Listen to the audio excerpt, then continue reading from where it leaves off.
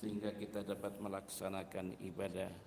Dengan iringan doa, mudah-mudahan ibadah kita diterima oleh Allah Subhanahu wa taala dan dicatat merupakan amal yang saleh insyaallah.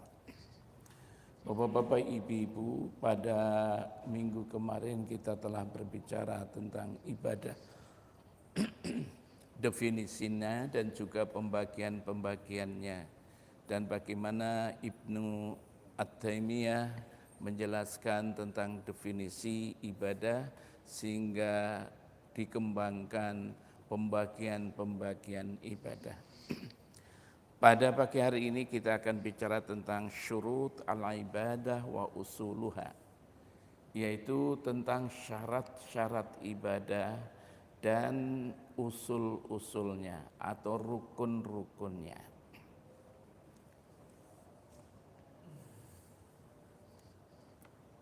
Hakikatu ibadatillah wa asluha kamalul mahabbah lahu ma'a kamalid dhulli wal khudu'. Hakikat ibadah kepada Allah dan rukunnya adalah kesempurnaan cinta kita kepadanya, kepada Allah, ma'a kamal adzul, bersama kesempurnaan kita tunduk kepadanya, kamal adzulli wal khudu'.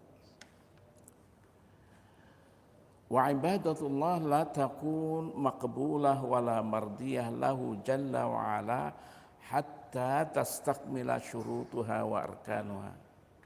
Ibadah kepada Allah Subhanahu wa taala tidak diterima dan tidak diridhai oleh Allah Subhanahu wa taala hatta tastakmil syurutaha wa arkanaha, sehingga sempurna itu syarat-syaratnya, juga sempurna rukun-rukunnya. Apa syarat ibadah itu? Syurut al-ibadah lil ibadah syartani. Ibadah itu mempunyai dua syarat. Asyartul awal, syarat yang pertama adalah al-ikhlas, yaitu ikhlas. Jadi kalau ibadah ingin diterima oleh Allah Subhanahu wa taala, syaratnya adalah ikhlas. Apa itu ikhlas? Wa huwa ay yaqsidal 'abdu bi ibadatihi wajhallahi ta'ala duna siwa. Yaitu seseorang menyengaja beribadah kepada Allah karena mencari ridhonya, bukan mencari ridho yang lain. Betul-betul mencari ridha Allah Subhanahu wa taala. Itulah ikhlas. Hal ini sebagaimana Allah Subhanahu wa taala katakan dalam firman-Nya, "Wa ma umiru illa liya'budullaha mukhlishina lahuddin." Mereka tidak diperintahkan kecuali untuk menyembah Allah dengan ikhlas. Al-Bayyinah ayat 5. Qala 'allamatul Hind al-Imam al-Mukhlis Siddiq Hasan al-Husaini. Ini ada seorang imam namanya Siddiq Hasan al-Husaini. Dia mengatakan, la khilafi annal ikhlas syartun li sihhatil amal wa qabulihi. Tidak ada pertentangan bahwa ikhlas itu merupakan syarat untuk sahnya beramal dan diterimanya amal. Jadi orang beribadah itu syaratnya harus ikhlas. Wa bina'an ala hadha syart faman addal ibadah wa nawa biha ghaira wajhillah ka yurid madhan nas au yurid maslahat dunyawiyah au fa'alaha taqlidan li ghairihi duna an yaqsid bi'amalihi wajhallah au arada bi'ibadatihi at-taqarrub ila haddin minal khalq au fa'alaha khaufan minas sultan au min ghairihi fala tuqbal minhu wa la yuthabu 'alaiha wa hadza majma' alaihi ahli ilm. Jadi menurut ijma' ahlul ilm, dengan didasarkan karena ibadah itu harus ikhlas, barang siapa yang ibadah dan niatnya ghaira wajhillah, bukan karena mengharap ridha Allah, seperti yurid madhan nas, dia ibadah ingin agar supaya manusia-manusia memujinya. Au yurid maslahatan dunyawiyah, atau dia ingin di dalam ibadahnya yaitu kemaslahatan dunyawiyah. Saya dekat-dekat ketika sholat dengan dia agar supaya dapat begini. Au fa'alaha taqlidan li ghairihi, atau mengerjakan ibadah itu karena taklid. Duna ayyaqsida bi'amalihi wajah Allah, ya karena taklid dan tidak dalam beribadahnya tidak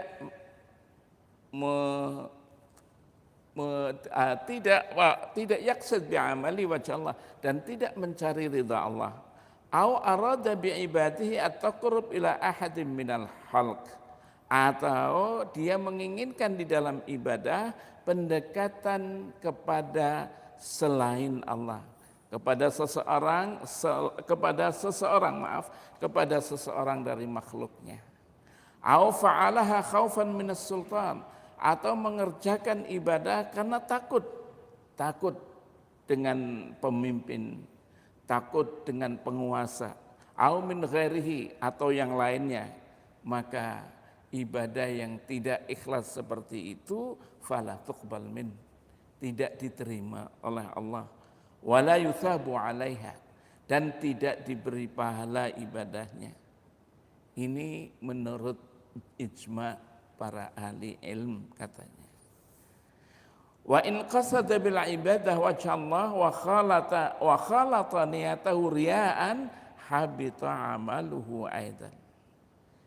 Dan apabila ibadah itu mencari ridha Allah, tetapi khalata niyatahu riya'an, tapi dicampur niatnya itu riya, pamer, maka habita amaluhu aidan, maka amalnya juga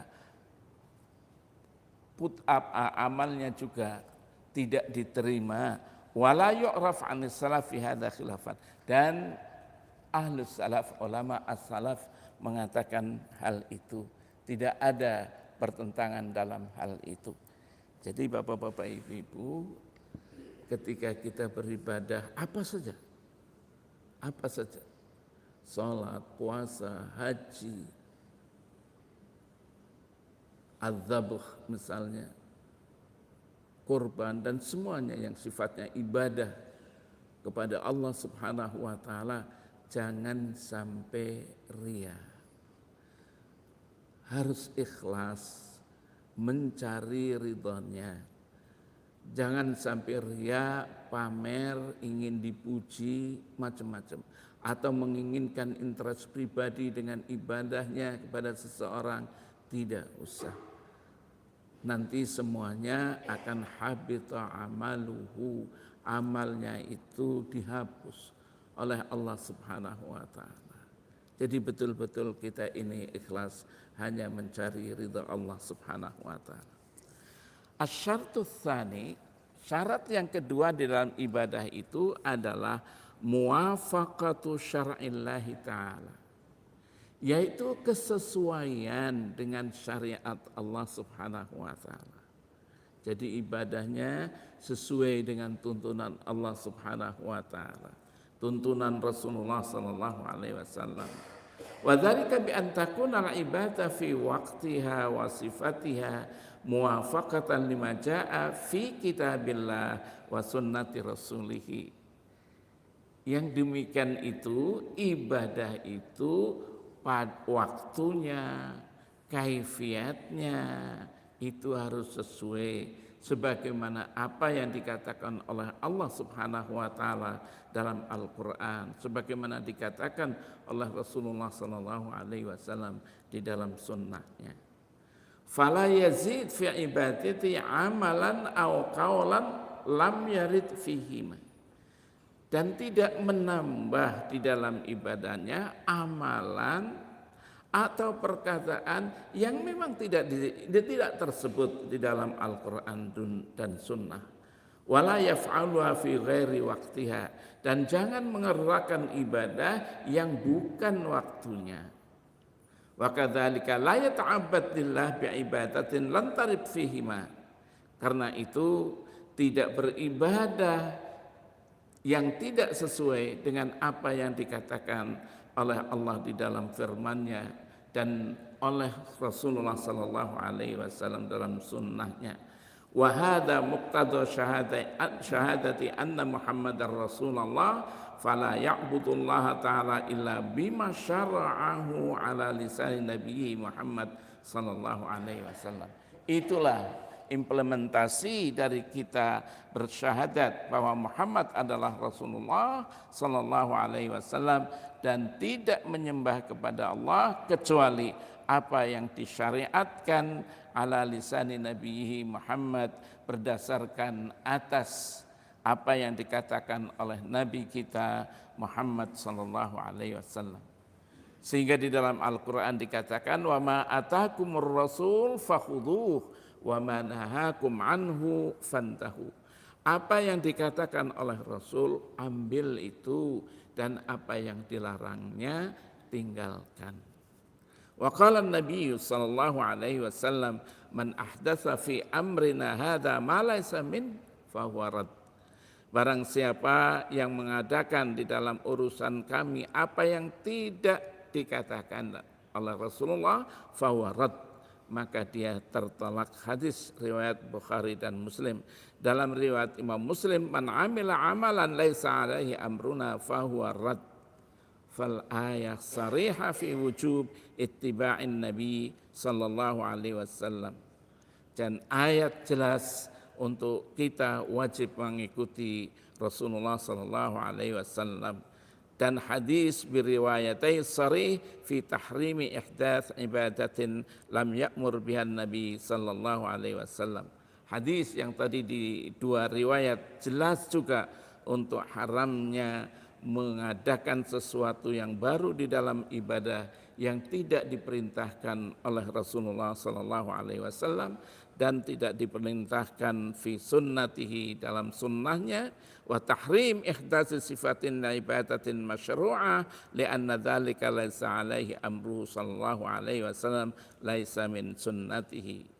Ya, juga di dalam pelaksanaannya juga harusnya demikian, sesuai dengan apa yang diatur oleh Allah dan apa yang diatur oleh Rasulullah sallallahu alaihi wasallam. Jadi yang kedua syaratnya Bapak-bapak Ibu-ibu adalah muwafaqatus syariah al-islamiyah. Ibadah itu harus sesuai dengan apa yang disyariatkan oleh Allah Subhanahu wa taala. Doanya, kaifiatnya, semuanya harusnya sesuai dengan apa yang dikatakan oleh Allah dan apa yang dikatakan oleh Rasulullah sallallahu alaihi wasallam. Jadi dua hal syarat ibadah. Pertama adalah ikhlas, sekali lagi ibadah itu hanya mencari ridha Allah. Yang kedua adalah muwafaqatus syariah, dan kesesuaian ibadah itu dengan syariat, apa yang digariskan oleh Allah dan apa yang digariskan oleh Rasulullah sallallahu alaihi wasallam. Untuk ini kita bagaimana? Ya tentu kita harus belajar, mengkaji, mempelajari, ya seperti ini, mudzakarah, tanya jawab, ada yang membimbing. Kalau kita memang betul-betul tahu, oh ya ternyata selama ini saya kurang pas di dalam ibadah. Ketika tahu ayat Qur'annya, ketika tahu hadisnya, maka kita mengikuti apa yang dikatakan oleh Allah, mengikuti apa yang dikatakan oleh Rasulullah sallallahu alaihi wasallam. Berarti ada peningkatan kualitas ibadah. Ya, jadi tidak usah malu-malu Oh, dulu saya begini, enggak usah malu-malu. Kalau memang itu ada dalil Al-Quran, kalau memang itu ada dalil dari sunnah Rasulullah SAW, mengapa tidak kita ikuti? Ya. Kemudian usul ibadah,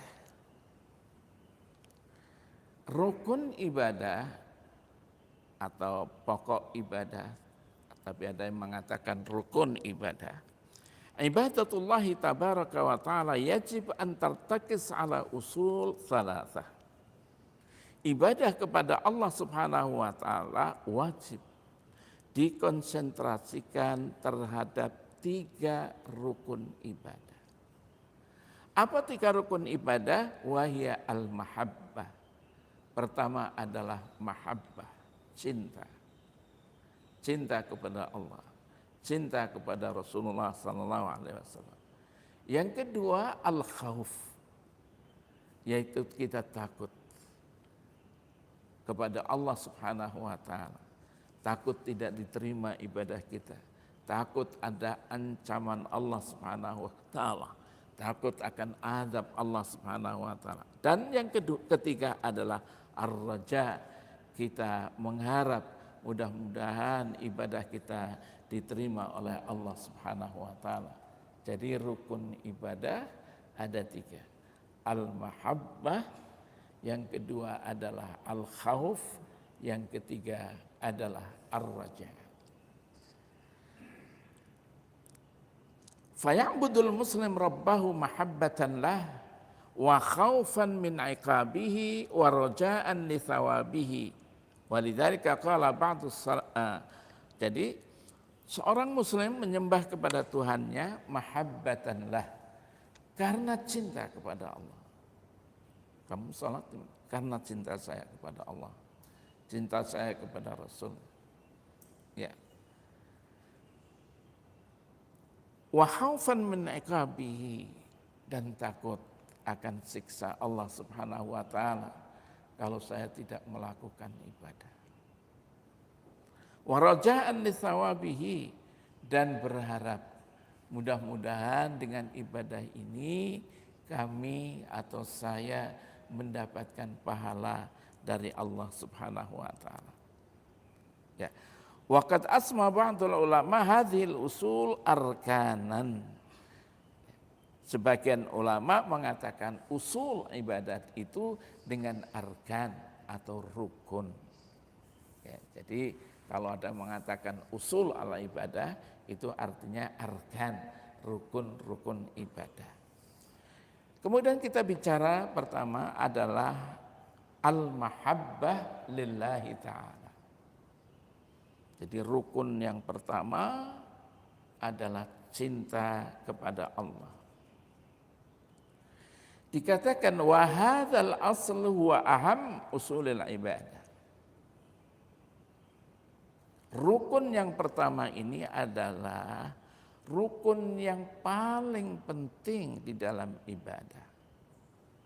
Fal mahabbah ya aslul ibadah. Cinta kepada Allah adalah rukun ibadah. Fayajibu 'alal 'abd ay yuhibballaha ta'ala wa ay yuhibba jami'a ma yuhibbu ta'ala minat ta'at wa ay yakrah jami'a ma yakrahu minal ma'asi wa ay yuhibba jami'a awliyaihil mu'minin. Wajib bagi seorang hamba untuk mencintai Allah Subhanahu wa taala dan mencintai jami'a ma yuhibbuhu ta'ala minat ta'at, dan mencintai semua apa yang dicintai oleh Allah Subhanahu wa taala minat ta'at, daripada ketaatan-ketaatan. Salat, puasa, zakat, haji. Mencintai semua apa yang dicintai oleh Allah Subhanahu wa taala dari ketaatan. Wa ayyakrah jami'a ma yakrahu minal ma'asi, dan dia membenci semua apa yang dibenci oleh Allah minal ma'asi, dari bentuk-bentuk kemaksiatan. Dan kita benci dengan kemaksiatan-kemaksiatan itu. Wa ayyuhibba jami'a awliyaihil mu'minin, dan mencintai semua wali-wali orang-orang mukmin. Artinya semua kekasih-kekasih Allah dari orang-orang mukmin. Siapa kekasih-kekasih Allah dari orang-orang mukmin ini? Fi muqaddimatihim rusuluhu alaihimussalam. Pertama adalah para rasul Allah Subhanahu wa taala. Kita mencintai. Wa ayyabghud jami'a a'da'ihi minal kuffar wal munafikin. Dan kita membenci semua musuh-musuh Allah dari orang-orang kafir, dari orang-orang munafik. Wa kullu hadza wajib 'alal muslimin la khiyara lahu fi. Semuanya itu wajib bagi seorang mukmin, tidak ada pilihan lain. Jadi ibu-ibu, bapak-bapak yang dihormati, kalau cinta kepada Allah, cinta kepada apa saja yang dicintai oleh Allah dalam hal ketaatan kepada Allah Subhanahu wa taala dan membenci apa yang dibenci oleh Allah Subhanahu wa taala dalam hal kemaksiatan. Dan kita juga untuk mencintai kekasih-kekasih Allah dari orang-orang mukmin, para rasul Allah Subhanahu wa taala. Dan kita juga membenci apa saja mereka-mereka itu yang menjadi musuh-musuh Allah. Orang-orang kafir, orang-orang munafik, kita membenci. Kenapa mereka-mereka seperti itu? Kama annahu yuhib 'alal muslim ay yuhibba Allah taala wa ay yuhibba rasulahu Muhammad sallallahu alaihi wasallam aktsar mimma yuhibbu nafsahu wa auladahu wa malahu wa kulla syai'.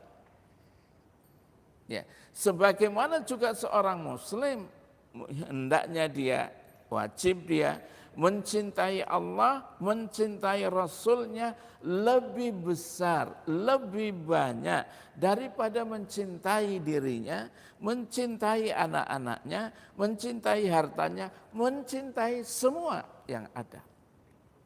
Artinya cinta kepada Allah dan cinta kepada Rasulnya harus lebih tinggi, lebih besar, lebih banyak dari cinta kita kepada yang lain-lain. Kepada anak-anak kita, kepada harta kita, kepada kekayaan kita. Ya wajar. Karena itu ada seorang ulama mengatakan cinta itu ada 3. Pertama adalah al-mahabbah al-ula. Cinta yang pertama. Yang kedua adalah al-mahabbah al-adna. Yang ketiga pertengahan. Al-mahabbah al-ula, yaitu cinta kita kepada Allah dan cinta kita kepada Rasulnya melebihi, harus lebih besar, melebihi cinta kita kepada harta kita, anak kita, semua apa yang kita miliki. Yang kedua, cinta kita kepada anak kita, jelas kita cinta. Cinta kita kepada keluarga kita, jelas kita mencintai. Cinta kita kepada rumah kita, jelas kita mencintai. Tetapi cintanya itu tidak boleh melebihi dari cintanya kepada Allah, cintanya kepada Rasulnya. Kalau seseorang itu mencintai anaknya, hartanya, keluarganya lebih daripada mencintai kepada Allah dan mencintai kepada Rasulnya, maka turunlah cintanya menjadi al-mahabbah al-adna, yaitu cinta yang paling rendah. Inilah tidak diperkenankan kita. Berapa banyak orang yang tergelincir karena cintanya kepada hartanya. Berapa banyak orang yang tergelincir karena cintanya kepada istrinya atau pasangan hidupnya. Berapa banyak orang yang tergelincir karena cintanya kepada anak-anaknya melebihi daripada cintanya kepada Allah dan cintanya kepada Rasul. Ini Bapak Ibu. Ini kan hidup ini kan saling tarik menarik, saling pengaruh mempengaruhi. Karena desakan istrinya, desakan anaknya, bisa saja seorang ayah, seorang suami melanggar, terjerumus ke dalam hal-hal yang tidak baik.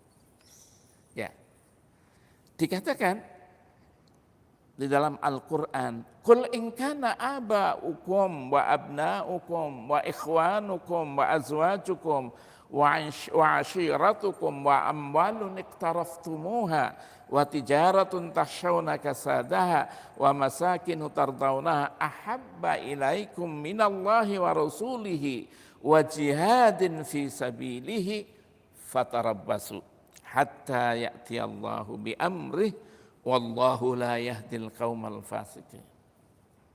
Katakan Muhammad, in kana aba'ukum, apabila ayah-ayahmu, wa abna'ukum, anak-anakmu, wa ikhwanukum, saudara-saudara kamu, wa azwajukum, pasangan-pasangan kamu, wa ashiratukum, keluarga-keluarga kamu, wa amwalun iqtaraftumuha, harta-harta kamu yang kamu peroleh, wa tijaratun takhshawna kasadaha, dan harta dagangan yang kamu takut untuk meruginya, wa masakinu tardawnaha, dan tempat-tempat tinggalmu yang kamu ridhoi, yang kamu cintai, ahabba ilaikum, lebih dicintai, ilaikum minallah, lebih dicintai oleh kamu daripada Allah Subhanahu wa taala, wa rasulihi, dan rasulnya, wa jihadin fi sabilihi, dan jihad di jalannya, fatarabbasu. Allah mengatakan, tunggu hatta ya'tiyallahu bi amri. Allah akan menurunkan urusannya itu. Artinya Allah akan menurunkan siksanya, azabnya. Wallahu la yahdil qaumal fasikin. Allah tidak memberikan petunjuk kepada orang-orang yang fasik. Dalam ayat Al-Quran surat At-Taubah ayat 24. Jadi malahan di sini ada cintanya menjadi 3. Cinta kepada Allah, cinta kepada Rasul, dan cinta kepada perjuangan. Jihadin fi sabilillah. Ya memang nggak enak ya kalau orang berjuang itu ya, ya itulah. Tapi kita mesti harus ada cinta kita kepada Allah, cinta kita kepada Rasulullah, dan cinta kita kepada perjuangan fi sabilillah. Ya. Dikatakan wa mahabbatullahi ta'ala idza qawiyat fi qalbil 'abd imba'atha jawarihahu bi ta'atillahi ta'ala. Kecintaan kepada Allah idza qawiyat, apabila kuat fi qalbil 'abd, di dalam hati seseorang. Jadi cinta kepada Allah yang ada di dalam hati kita ini kuat, imba'atha jawarihahu, maka akan dapat mendorong jawarihahu, yaitu anggota badannya, bi ta'atillahi ta'ala, untuk taat kepada Allah Subhanahu wa taala. Jadi seseorang yang cintanya kepada Allah di dalam hatinya kuat, mudah-mudahan kita akan berusaha bagaimana kita senantiasa taat kepada Allah. Wabta'ada an ma'siyatihi, dan menjauhkan dia dari apa yang dari kemaksiatan. Bal innahu yajidul ladzah warrahah an-nafsiyah inda fi'lihi li'ibadatillahi ta'ala. Bahkan dia akan menemui al-ladzah, mendapatkan ladzah.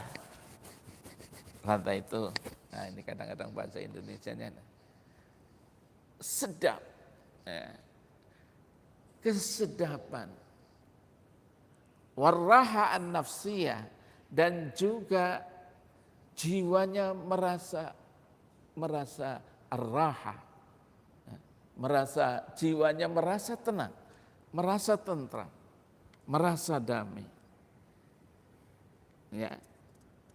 Inda fi'lihi li ibadatillah, ketika dia melaksanakan ibadah kepada Allah Subhanahu wa taala. Jadi Pak begini. Kalau kita ibadah salat dengan ikhlas, dicukupi rukun-rukunnya, syarat-syaratnya, dengan khusyuk, maka kita akan mendapatkan ladzah, kelezatan dalam hatinya. Ladzah, kelezatan. Dan hatinya menjadi tenang, hatinya menjadi tentram. Sehingga Rasulullah SAW juga mengatakan, Bilal adzan, arihna bis salah. Ya, dan mudah-mudahan saya itu, cobalah kamu hibur saya, tenangkan saya, ayo dengan kita salat. Jadi kalau ada susah macam-macam, pergi untuk melakukan salat. Begitu juga bapak-bapak ibu-ibu, kalau bapak-bapak ibu-ibu mempunyai harta, lantas harta itu disedekahkan atau harta itu dikeluarkan zakatnya, apa yang terjadi di dalam diri kita? Pertama adalah rasa alhamdulillah, plong itu. Kami sudah menunaikan kewajiban. Aduh, lezat. Dan juga rasanya senang betul. Kenapa? Bisa memberi.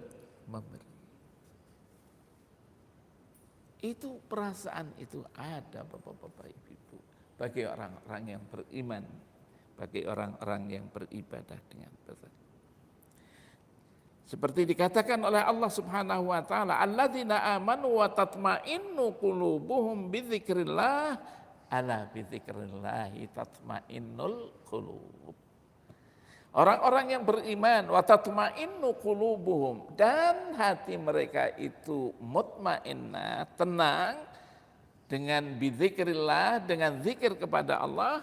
Ala, ketahuilah, bidzikrillahi tatmainnul qulub, dengan zikir mengingat Allah, tatmainnul qulub, hati kamu menjadi tenang.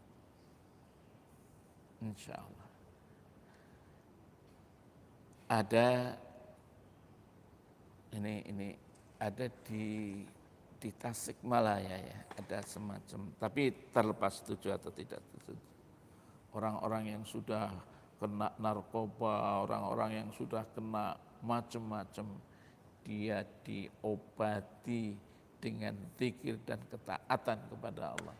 Jam 3 udah dibangunkan dia, mandi dia, disuruh dia untuk sholat tahajud, di training dia. Alhamdulillah, ada yang sembuh, alhamdulillah menjadi normal, balik ya dia. Dan berapa banyak. Tapi dengan itu, dengan zikir kepada Allah Subhanahu wa taala. Wa thabata 'an Nabi sallallahu alaihi wasallam annahu qala, "Qum ya Bilal fa arihna bis salah." Sebagaimana saya katakan tadi. Bahwa disebutkan dalam hadis Rasulullah sallallahu alaihi wasallam, Rasulullah bersabda, "Qum ya Bilal, berdiri Bilal, fa arihna bis salah." Au kamu adzan. Kami gembirakan kami, tenangkan kami dengan salat. Wa kana aidan yaqul ju'ilat qurratu aini fis salat. Ya, mudah-mudahan salat itu menjadi suatu yang sedap di dalam di dalam hati kami. Nah ini. Walihadza fa inna man yuti'illah wa yastani ma'asiyahu wa yakthur min dzikrihi wa min nawafilil ibadat mahabbatan lillahi wa khaufan minhu wa raja'an li thawabihi ya'ish fi sa'adatin wa insyirahi sadrin. Karena itu, barang siapa yang taat kepada Allah, meninggalkan kemaksiatan, banyak berzikir kepadanya, kepada Allah, dan juga melaksanakan nawafil ibadah, ibadah-ibadah yang sunat, mengerjakannya itu mahabbatan lillah, karena cintanya kepada Allah, wa khaufan minhu, karena takut akan azab Allah Subhanahu wa taala, wa raja'an li thawabi, karena mengharap akan pahalanya, ya'is fi sa'adah. Maka dia akan hidup dalam kebahagiaan, wansirahi sadrin, dan hatinya lapang, hatinya tenang, hatinya tentram. Kama qala ta'ala, man 'amila salihan min dzakarin aw untha wa huwa mu'min falnuhyiyannahu hayatan thayyibah. Barang siapa yang melakukan amal yang saleh, baik itu dilakukan oleh orang laki-laki atau oleh orang perempuan, wa huwa mu'min, dan dia itu orang yang beriman, Allah menjamin falnuhyiyannahu hayatan thayyibah. Kami beri dia kehidupan yang baik. Begitu Al-Qur'an di dalam surat An-Nahl ayat 97. Tapi sebaliknya, wa idza 'asa al-'abd, tetapi kalau seseorang itu durhaka rabbahu, kepada Tuhannya, nakasat mahabbatuhu lillah biqadri ma'siyatihi, maka kecintaannya kepada Allah kurang karena kadar kemaksiatannya. Famin alamati dha'fi mahabbatillah fil qalb, dan di antara tanda-tanda lemahnya cinta kepada Allah di dalam hatinya, israrul abdu 'alal ma'asi, yaitu dia melanjutkan terus perbuatan maksiatnya, wa 'adami taubatihi minha, dan dia itu tidak mau bertobat kepadanya. Jadi kalau seorang hamba melakukan kemaksiatan, cintanya kepada Allah itu kurang dengan kadar kemaksiatannya. Tandanya adalah yaitu seorang itu sudah berbuat dosa, melangsungkan terus perbuatan dosanya dan tidak pernah dia mau bertobat kepada Allah Subhanahu wa taala. Wa kullama aktsar 'abdu min ma'siyatillahi ta'ala dha'afat mahabbatu fi qalbi aktsar mimma kanat qabla dzalika wa hakadha walidzalika fa innahu yakhsha 'ala man asrafa 'ala nasibil ma'asi an tadhhab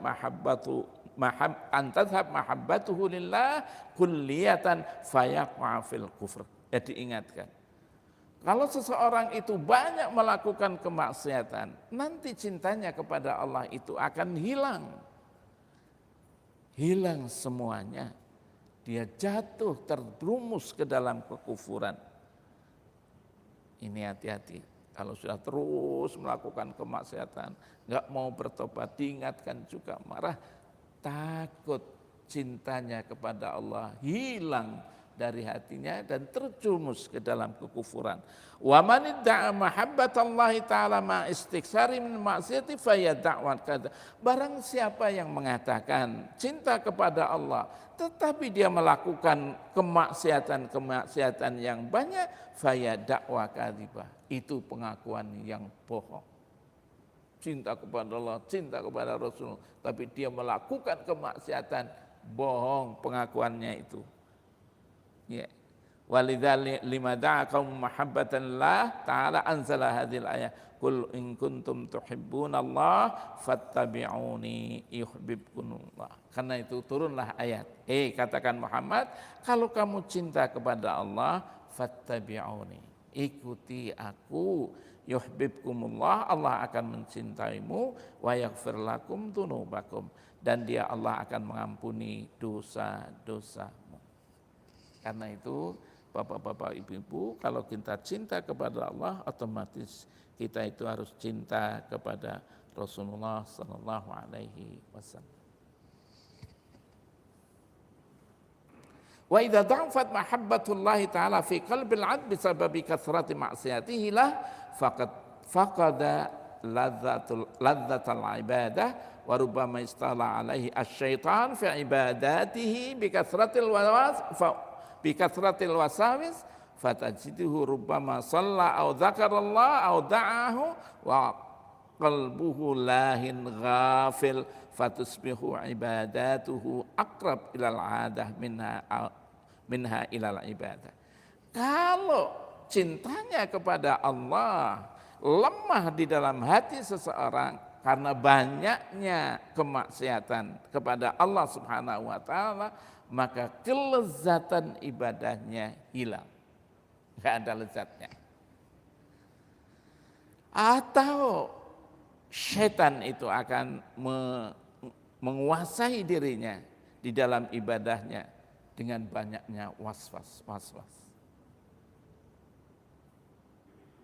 Banyak dia kamu dapati orang-orang yang sholat, orang-orang yang zikir kepada Allah, atau orang-orang yang berdoa, tapi hatinya lahin, ghafil, lupa dia. Enggak dirasakan. Apa jadinya? Fatusbihu ibadatuhu akrab ilal ada. Sudahlah, ibadahnya hanya bisa dikatakan, nah itu udahlah kebiasaan saja, bukan merupakan ibadah yang sesungguhnya. Udahlah seperti ya sholat ya udahlah kebiasaan tradisi, puasa yalah sudah tradisi aja, nggak ada rasa lezatnya beribadah. Pernah suatu hari marah saya. Kenapa? Puasa di samping saya kan kebun yang enggak didiami, banyak kelapa. Anak-anak muda naik kelapa, manjat, kemudian dibelah kelapanya itu, diminum. Siang-siang bulan puasa, saya siapa kalian? Puasa kan zaman Nabi. Sekarang kan nggak usah puasa saja karena bukan zaman Nabi. Siapa marah? Itulah dia.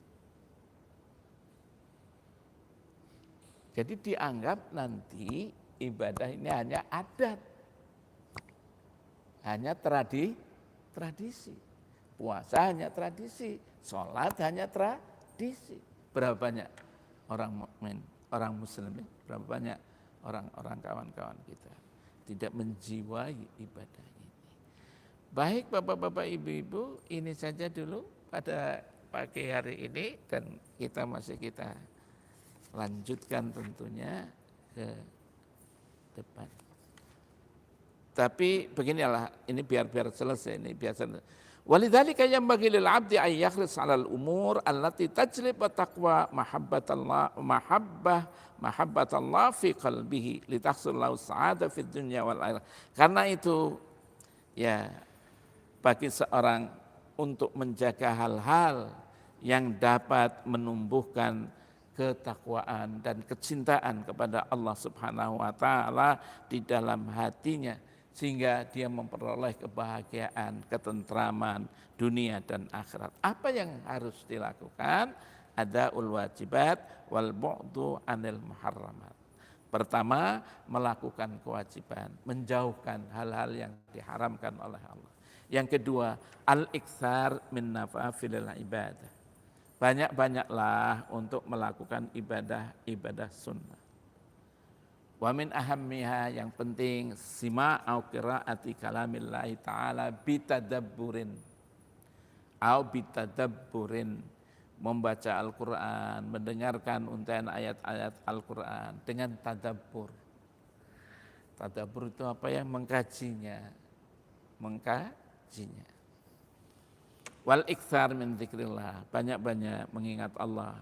Wa min sholatin nafilah, banyak-banyaklah salat sunat. Wa bil akhas sholatul lail. Di sini dikatakan khususnya adalah salat malam. Wal iktsar min du'aihi wa munajati, dan banyak-banyak berdoa kepada Allah. Mohon ampun dan mohon berdoa kepada Allah Subhanahu wa taala. Ini Bapak-bapak, Ibu-ibu, ya mudah-mudahan kita ma'rifatu asma'illahi ta'ala wa sifatihi, yang ketiga mengetahui tentang asma Allah dan sifat-sifatnya. Yang keempat, at-tafakkur fi ni'amillahil katsirah alaihi, dan tafakkur berpikir mendalami tentang nikmat-nikmat Allah yang banyak yang diberikan. Jadi sekali lagi, untuk sampai kepada kebahagiaan, untuk sampai kepada ketenangan, tunaikan kewajiban, tinggalkan kemaksiatan. Banyak untuk melakukan hal-hal yang sifatnya sunnah. Salat, khususnya tadi dikatakan adalah salat mengetahui asma Allah Subhanahu wa taala dan sifatnya, dan kemudian berpikir, merenung, tafakkur tentang nikmat Allah Subhanahu wa taala yang diberikan kepada kita. Ini Pak, dalam buku ini Profesor Dr. Abdullah bin Abdul Aziz Al-Jabbarin mengatakan hal itu. Mudah-mudahan bermanfaat insyaallah, dan silakan ya. Iya, silakan ya. Waalaikumsalam. Ya. Ibadah itu kan pengawalan. Ingat. Tapi ada juga ibadah itu ada ini menurut saya, ibadah itu selalu bertentangan dengan hawa nafsu. Jadi kalau sesuai dengan hawa nafsu bukan nilai ibadah. Contohnya, misalnya kita berkorban karena hobi kita. Karena hobi. Ya. Karena senang, sehingga kita berkorban. Senang misalnya dengan istri kita berkorban apa saja. Senang dengan anak kita berkorban. Jadi itu tidak bertentangan dengan hawa nafsu. Sesuai dengan hawa nafsu. Nah, tapi kalau ibadah ini selalu bertentangan dengan hawa nafsu. Artinya bukan karena kesenangan. Jadi ibadah itu bukan kesenangan. Karena pengorbanan, korban karena Allah. Nah, ini gimana menguraikan ibadah kita? Nah, itu pertama. Yang kedua, ibadah jamaah. Ibadah jamaah ini kadang-kadang tidak bisa kita pisahkan antara senang dengan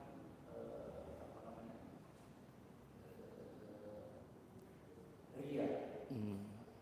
Jadi misalnya kita melakukan kurban, ataupun umroh atau haji, kan ada yang memfoto, kadang-kadang menjelas spanduk bahwa kita di jamaah Nur, di umroh sama-sama yang ramai. Di situ kita sekarang ini syiar supaya beginilah Islam, beginilah kelompok ini, itu selalu ibadah rame-rame. Tapi di samping itu ada nilai ria. Apa yang foto-foto, apa yang kirim-kirim, ya kan? Itu jadi ria bahwa kita hebat, misalnya kita hebat, supaya ini kan jadi ria. Padahal tujuannya lagi kan syiar, supaya kita selalu aktif dalam ibadah berjamaah. Jadi bagaimana ini memisahkan nilai ibadah? Baik. Ada nilai ibadah. Terima kasih. Baik. Bapak-bapak, Ibu, ibadah sebagaimana didefinisikan oh iya, oh gitu. Saya sudah biasa. Ibadah sebagaimana didefinisikan itu adalah at-taqarrub ilallah, pendekatan diri kepada Allah. Dengan apa? Bimtithali awamirihi wajtinab nawahi, dengan melaksanakan perintah-perintahnya, menjauhi larangannya. Wal amal bima adzina bihi asyari, dan mengerjakan apa yang diizinkan oleh Allah dan Rasulnya. Jadi ibadah itu taqarrub kepada Allah, bukan kecintaan kepada ayahnya, istrinya, anaknya. Ya udah, saya mau korban, ya korban. Kenapa? Melaksanakan perintah Allah Subhanahu wa taala. Untuk siapa korban itu? Lillah, untuk Allah, bukan untuk manusia.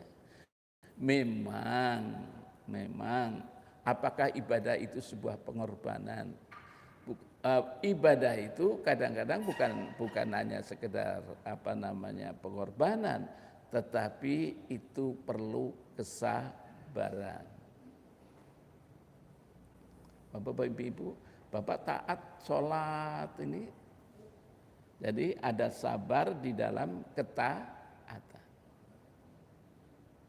Nah, apa itu bisa menjadi pengorbanan untuk apa? Untuk berjuang melawan hawa nafsu. Ya, untuk apa? Saya berjuang untuk apa? Melawan hawa nafsu yang selalu membisikkan kita untuk kita ini ria. Karena itu ria dan ikhlas siapa yang tahu? Tidak ada yang tahu. Siapa yang tahu? Hanya dirinya sendiri dengan Allah Subhanahu wa taala.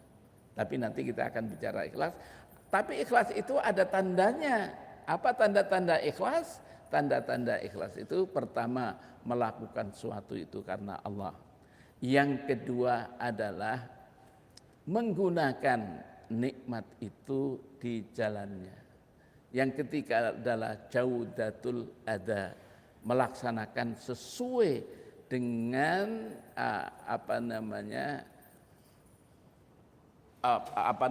dia itu profesional. Jadi pertama adalah ikhlas, mencari ridha Allah kerjanya. Yang kedua adalah jaudatul ada, jadi melaksanakannya itu profesional. Yang ketiga adalah menggunakan nikmat itu pada jalannya. Contoh, kalau saya mempunyai harta, kemudian harta saya zakati karena sudah cukup 1 nisab, maka itu adalah melaksanakan kewajiban. Kemudian yang kedua adalah betul-betul profesional dia ketika bekerja. Kemudian yang ketiga adalah menggunakan nikmat itu di jalan Allah. Jadi yang mengetahui ikhlas atau tidak ikhlas bukan siapa-siapa, tidak ada yang tahu kecuali dirinya dengan Allah Subhanahu wa taala.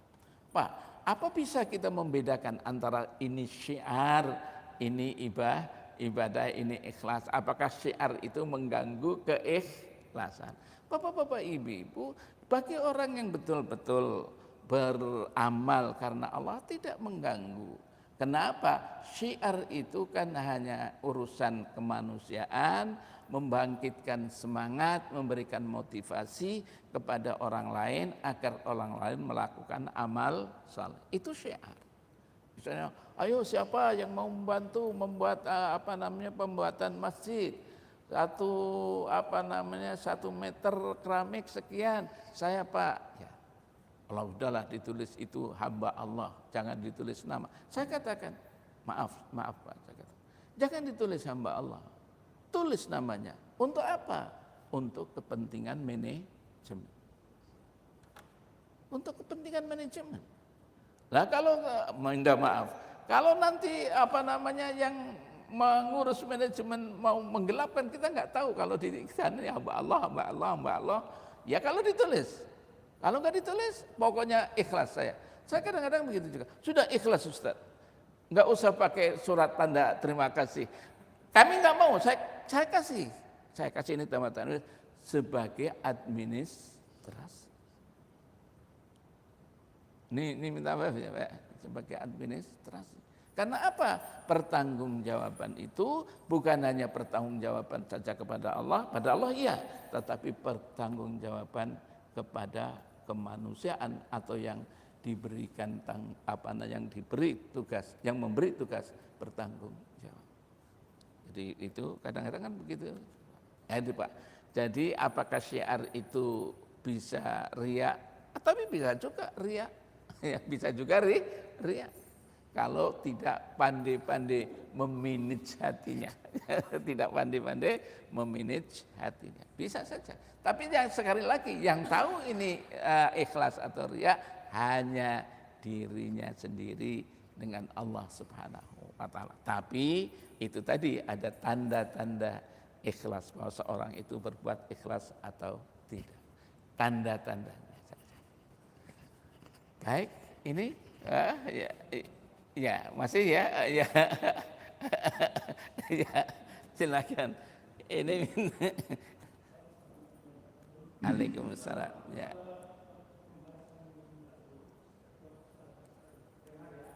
Ya.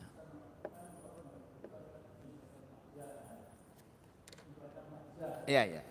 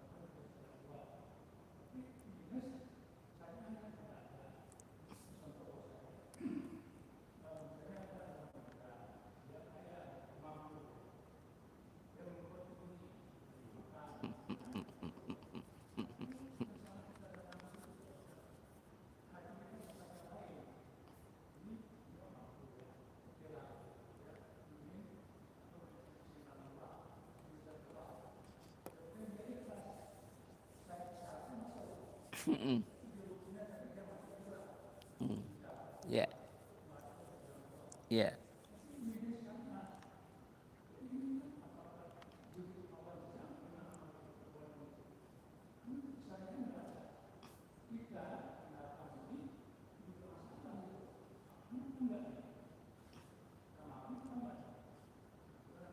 Iya. Ya kalau syaratnya enggak tercukupi ya enggak bukan dikatakan ibadah. Bisa saja dia bukan menjadi ibadah karena syarat muwafaqatus syariah al-islamiyah tidak ada. Hah? Ya enggak bisa, ya enggak bisa dikatakan itu ibadah walaupun ikhlas. Disinilah bapak-bapak itu Bu perlu kearifan kita. Perlu kearifan. Bagaimana sih sejarahnya dulu? Sejarahnya kan Ja'far bin Abi Thalib meninggal. Ketika Ja'far bin Abi Thalib meninggal, Rasulullah mengatakan at'imu ala Ja'far. Beri makanlah keluarga Ja'far karena dia sedang dirundung kemalangan. Wah sekarang ini orang kaya dengan pesta ya, seperti pesta ya. Jadi kadang-kadang juga saya merenung. Dirubah sekarang ini dan dakwahnya begitu. Pak, ayo kita kalau ada orang meninggal, orang kampung adalah yang memberi makan kepada orang yang meninggal. Sampai berapa hari? 3 hari lah. Jadi sekarang sudah mulai itu. Orang mulai sadar mulai itu. Lah ini kan sekarang malah ya, bertentangan, maaf Pak ya. Kita enggak perlu membenci, tapi perlu kita dakwah. Jadi ada yang berjuta-juta. Ada yang berjuta-juta untuk kenduri, untuk ini, untuk ya Allah. Ya, ini mohon maaf ya. Walaupun banyak ya tentang hal ini. Lah, kita mesti harus tidak frontal, tetapi kita harus berdakwah, menyelesaikan hal itu, memberikan pemahaman. Akhirnya orang yang kecil pun merasa begitu. Kalau saya enggak begini, nanti saya dikucilkan. Nah ini kan menjadi sesuatu yang enggak enak ya dalam melaksanakan. Dan itu banyak, bukan hanya itu saja. Dan itu banyak. Dikira itu syariah. Ya. Oke Pak, masih ada Pak Muslim? Masih ada?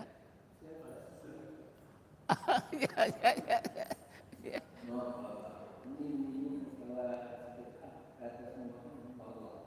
Ya.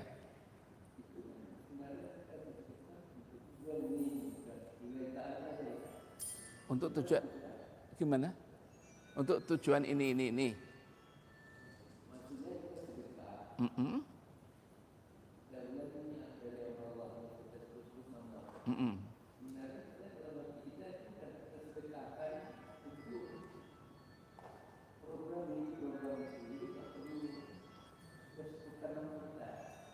Ya.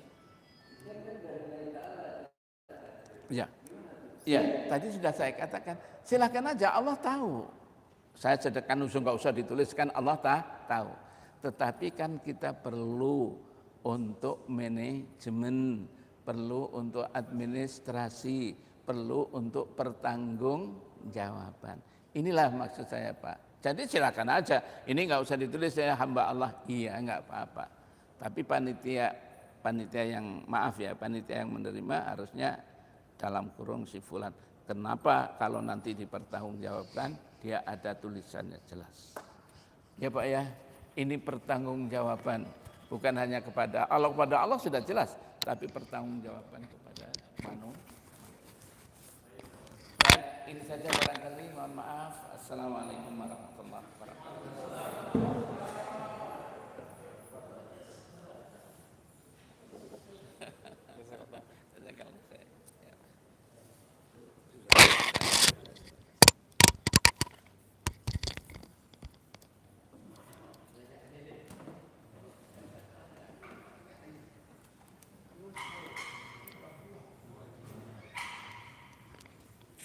Siangan kita selesai hari ini Ustaz. Enggak apa-apa. Hari ini kan libur Ustaz. Oh iya, libur ya.